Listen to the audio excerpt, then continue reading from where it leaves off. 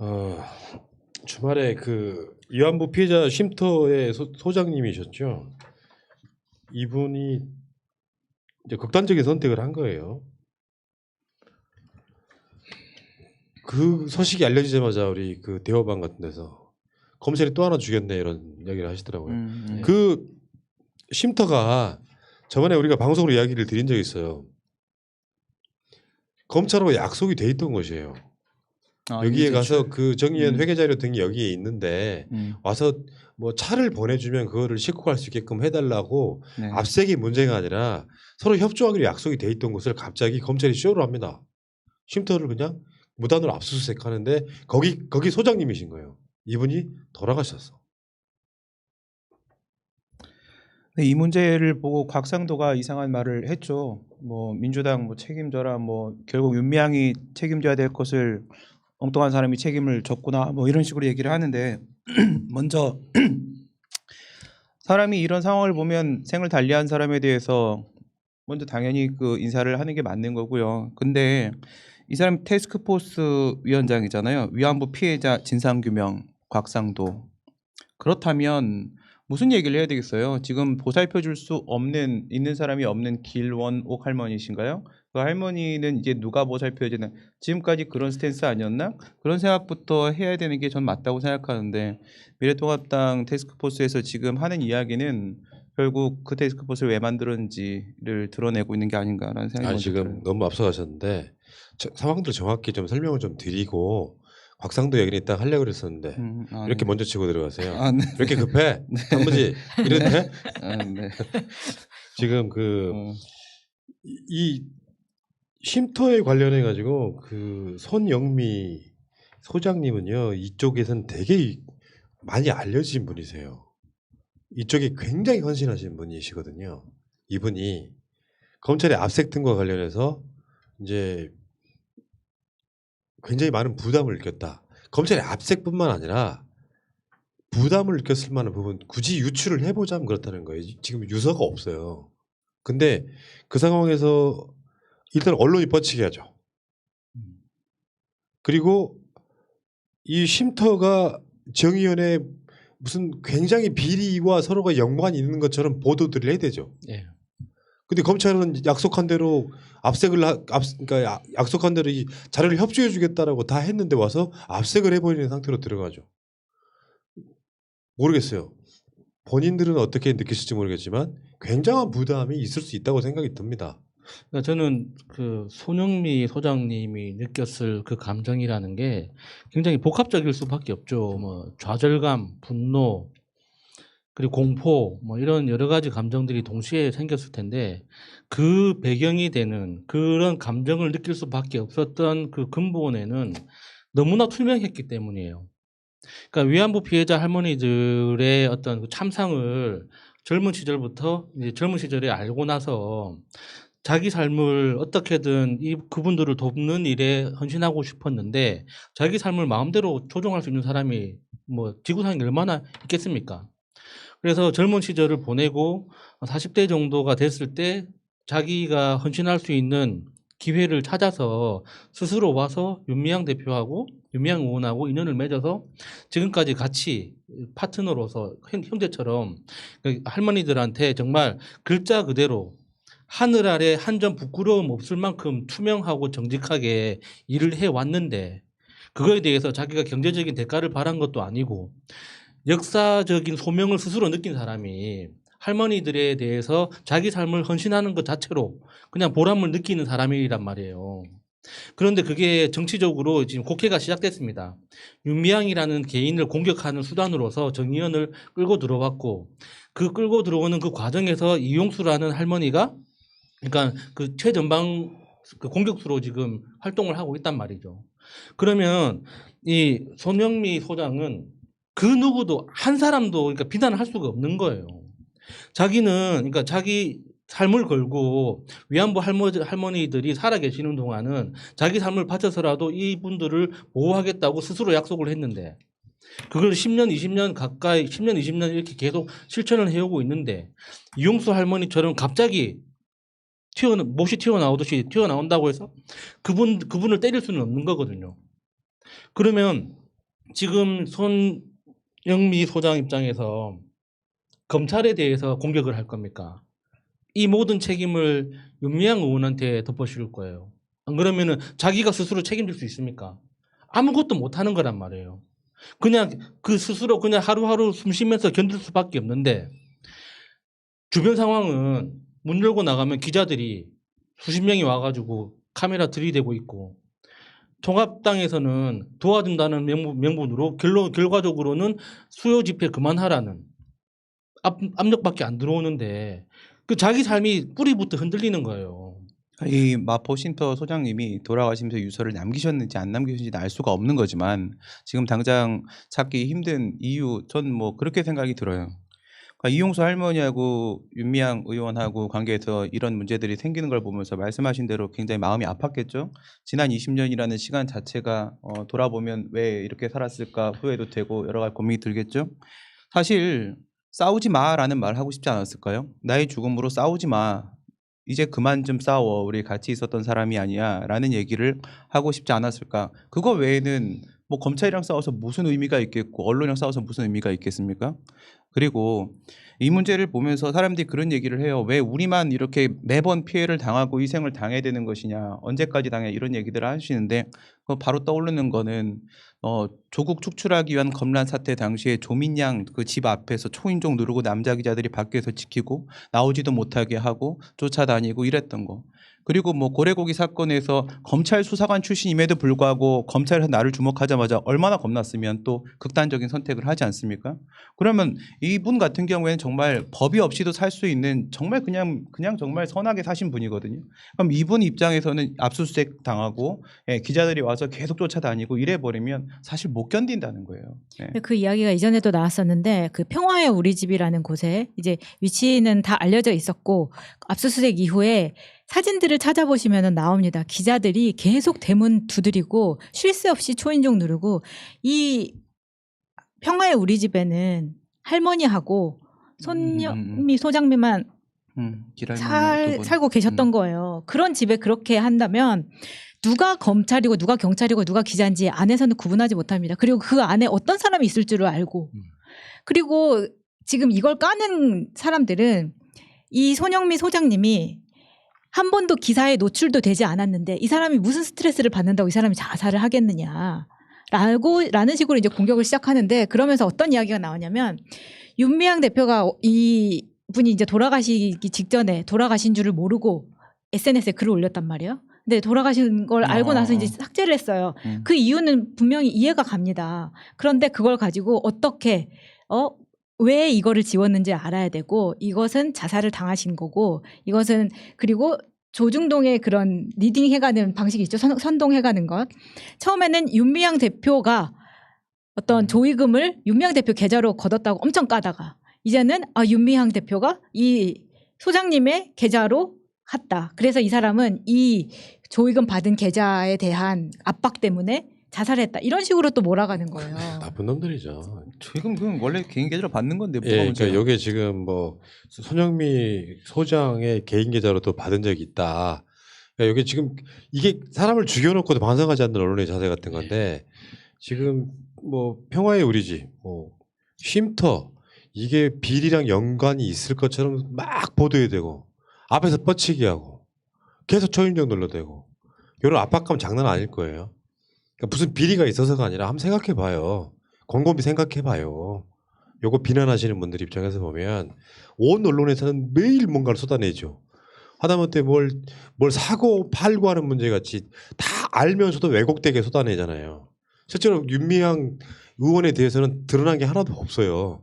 비리랄 게 없다고 단순히 추정일 뿐이라고 모든 사건이 다가 마찬가지인데 이런 분들이 지금 느꼈을 그 압박감 자체 요거를 지금 이제 곽상도 이야기 같은 걸 좀 해야 되는데 윤미향 대신에 죽었다라는 식의 워딩을 한다면요. 이건 사람입니까 이게? 그러니까 이게 곽상도는 정말 쌍욕을 할 가치도 없는 인간이에요. 진짜 인간이 어디까지 바닥으로 갈 수 있는지 진짜 극악을 보여주는 것 같아요. 그러니까 그러니까 손영미 소장이 그러니까 겪었을 그 공포심에 대해서 제가 바로 다 이해한다고 할 수는 없지만 비슷한 경험을 겪은 그러니까 수사를 받아본 경험자로서 제가 검찰 수사를 2년을 받았거든요. 근데 2년 받으면서 중간에 제가 담배를 끊게 된 계기가 그런 적이 있었습니다. 이런 식으로 계속 수사를 받아야 된다면 죽는 것도 괜찮겠다. 나도 모르게 그런 생각을 하고 있습니다. 맞아. 그냥 일상적으로 야 이런 식으로 오늘도 저 수사를 받으러 가야 되고 오늘도 또 똑같은 진술을 해야 되고 또 오늘도 또 대질 질문을 해야 되는데 똑같은 이야기를 또 반복을 해야 되고 또 똑같은 질문을 하게 될 텐데 나는 또 어떻게 그 이야기를 또 똑같이 대응을 할까 이 생각을 계속 반복하다 보면 그 당시 뭐 제 이름으로 된 기사 한 줄도 안 났어요. 보도가 된 게 아니라고 나만 수사를 받는 거예요. 그 상황에서도 야 이럴 거면 그냥 죽는 것도 괜찮겠구나 라는 생각을 자연적으로 하게 됩니다. 나도 모르게. 그런데 지금 이 손영미 소장처럼 그러니까 그 윤미향 의원하고 그 친분 관계가 있는 상황에서 업무적으로든 개인적으로든 관계가 있는 상황에서 그러니까 사회적 주목을 받게 되면 그 스트레스와 공포심이라는 건 내 말 한마디 때문에 윤미향이라는 내 친구 내가 사랑하는 저 대표가 더 크게 다칠 수도 있다는 그 공포심 그게 제일 크거든요. 내 한마디가 잘못돼서 역사적으로 중요한 아이콘이 훼손될 수 있다면 나는 그러면 그거에 대해서는 나는 어떻게 책임져야 되는가 하는 그 공포심 법적으로는 아무런 책임 안 져도 됩니다. 근데 그게 그 자체가 그러니까 보통 사람들은 이해하지 못하는 지점이란 말이에요. 네. 어떻게 언론에 안 났다고 해서 그 사람이 중요하지 않다고 이야기합니까? 그러니까 말씀 잘하셨는데 제가 그 이야기를 곰곰이 생각을 해봤어요. 왜 돌아가셨을까? 그러니까 윤미향 대표하고 그러니까 윤미향 의원하고 사이가 나쁜 사이가 아니고요. 네네. 굉장히 막역한 사이이고 어떻게 보면 윤미향의 실패는 본인의 실패라고 느낄 정도의 그 공감력이 나는 있던 분으로 보거든요.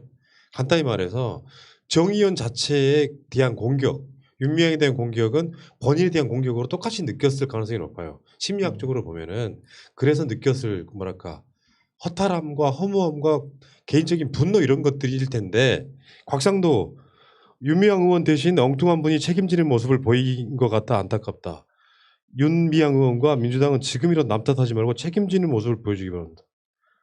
아까 말씀하신 것처럼 곽상도가요. 미래통합당의 위안부 피해자 진상규명 데스크포스 위원장이에요. 여기서 위안부 피해자가 위안부 피해자라는 게 일제에 의한 피해자예요? 정의연에 의한 피해자예요? 일제에 의한 피해자죠. 아니야. 정의연에 대한 피해자예요. 네. 이게 지금 최근에 만들어졌는데 심지어 곽상도는 3년 전에 위안부 할머니들 지원해주는 법에 기권했었죠. 그때 네. 8명 중에 1명이죠. 예. 그래놓고 지금 통합당이 위안부 피해자 진상규명 테스크포스 위원장이야. 그 위안부 피해자가 일본에 대한 피해자가 아니에요. 정의연에 대한 피해자야. 그렇잖아. 예. 곽상도가 주로 하는 일은 윤미향을 공격하는 거니까. 아 실제로. 그러다 보니까 지금 민주당 내에서도 어떻게 보면 곽상도랑 결을 같이 하는 사람들이 있습니다. 우리가 매번 비판을 하지만 왜 비판을 해야 되냐면 이 사람들은 똘똘 뭉쳐서 하나의 목소리를 내는데 그거를 특정 SNS에서만 하는 게 아니라 각 신문사 포털에도 댓글을 답니다. 그러면은 사실 그게 자기들끼리 추천을 해주면서 상위로 가면서 이게 어떤 하나의 여론처럼 몰이를 하는데 이것은 민주당과 윤미향 의원을 공격하는 것이기 때문에 이거는 곽상도하고 결을 같다고밖에 할 수가 없어요. 얘기를 어떻게 하냐면 이 손영미 소장이 합류를 할 때가 거의 20년 전인데 그때 한 걸음에 달려와준 사람으로서 월급이 80밖에 되지 않았어도 조인을 해줬다라고 하는 윤미향 대표의 글이 있었습니다. 그러면 그게 지금 2000년대 초반에 월 80이었다는 이야기예요. 네. 20년 전입니다. 아직도 월 80에 사람을 굴렸다고 윤미향 대표를 공격을 하는 용도로 쓰이는가 하면 또 하나는 그 평화의 우리 집과 나눔의 집을 혼동해서 일부러 그렇게 섞어서 쓰는 거예요. 나눔의 집은 불교 조계종에서 운영하던 거고 거기는 온전히 할머니들의 생활을 위해서 지어진 거고 나눔의 집과 이 지금 정의연이 운영하고 있는 평화의 우리 집은 완전히 다른 것인데 이것을 똑같이 공격을 하면서 오히려 나눔의 집 공격할 것을 여기로 갖다 붙여가지고 공격을 하죠. 그 스킬은 종편에서도 똑같이 하고 있습니다. 예를 들면 제가 경악했던 건 이런 장면이에요. 윤미향 대표가 나와서 기자회견을 할 때 아래 자막으로 나눔의 집 할머니가 돌아가신 건데 마치 정의연 이 사태 때문에 돌아가신 것처럼 할머니 돌아가셨다는 헤드라인을 크게 자막으로 넣습니다. 이런 스킬이 똑같이 공격하는 방법 중에 하나라고 생각하거든요. 저는 거기에서 분노했었는데 이번에 이 사람들이 어떻게 공격을 하냐면 발인 전에 윤미향 의원이 페북에 썼던 추도사에 대한 겁니다. 어떻게 발인 전에 추도사가 먼저 나올 수 있냐 가지고 공격을 한 거예요. 그런데 검찰의 입장문은 정 의원이 추도사를 발표하기보다 더 일찍 나왔습니다. 더 일찍 나온 이유는 뭘까요? 이게 지금 보니까 검찰과 언론이 공격의 대상이 될 것 같으니까 미리 추도사도 나오기 전에 본인들의 입장문을 먼저 내보낸 거예요. 그러면 이것에 대한 시간차를 따져보면은 이렇게 공격할 거리가 아닌데 민주당 내부에서 먼저 정 의원과 윤미향 의원을 공격하기 위해서 이런 걸 써먹는다? 이 사람들은 곽상도하고 똑같은 사람들이라는 거예요. 곽상도 씨는 아까 내가 그 위안부 피해자 진상규명 테스크포스 여기에 위원장하고 있는 곽상도가 최소한 다른 건 몰라도 위안부 할머니들 지원하는 법에 왜 기권을 했냐면요. 일본을 자극한다는 논리거든요.